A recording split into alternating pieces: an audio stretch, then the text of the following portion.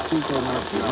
At alam naman natin na kailangan mo talagang, sabi nga ay kailangan po namin courage dumikit talaga sa speaker sabi nga kaya may AX dahil kay speaker.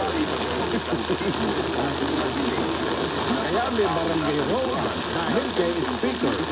Natural, kailangan mo na sumuporta. At kagaya ni Congressman Duc Frasco, di ba, dyan sa Cebu Province.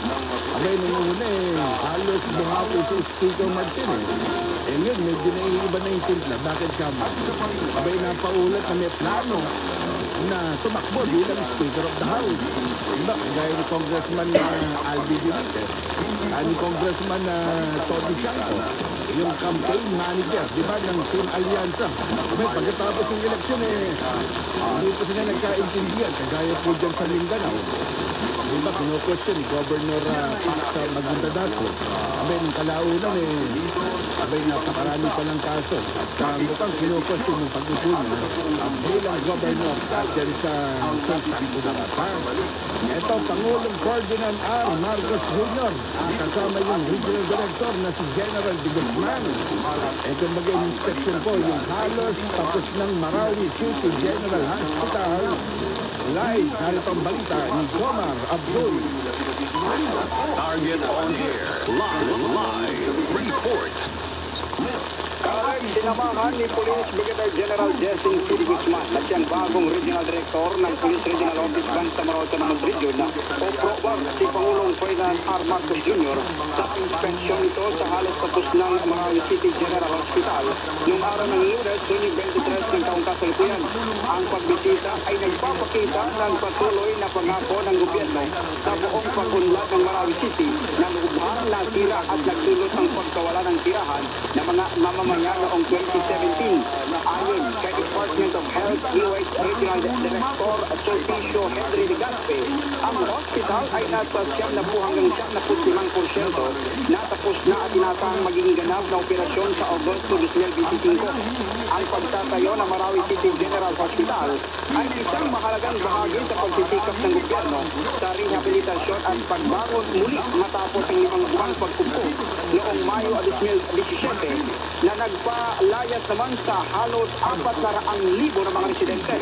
Inaasahan na ang bagong pasilidad ay magpapabuti sa access sa pangangalagang pangkalusugan para sa mga komunidad sa buong Lanao del Sur.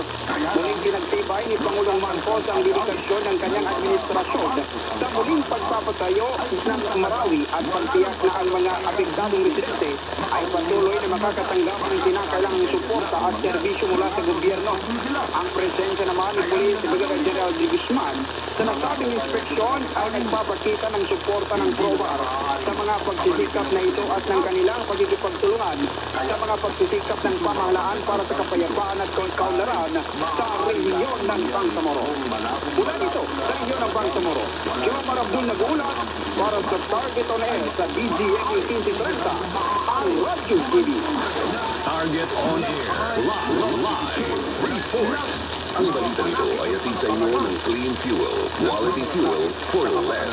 Ang bahagi ito ay hatid sa inyo ng Pasay Cockpit, Western Quality Fight, Pasay Cockpit at Del Monte Cockpit Arena. Sa Del Monte, magandang harapan, patas ang laban. Nako, legend na pakinggan mula dyan sa Marawi City, dyan sa Lanao del Sur. Si Kuya Jomar Abdul at kamakailan, nakausap natin si Governor Adjong dyan sa Lanao del Sur at kasunod si Governor Khalid Dimaporo, mga kaibigan. Alam nyo kasi yung Mindanao, yung Lanao del Sur o Lanao del Norte, yan del Sur, Muslim community na yan doon sa Del Norte at medyo result ka pa dyan. At meron kasi kaming segment na Governor's Hour. Alamin natin ngayon ang iba't ibang mga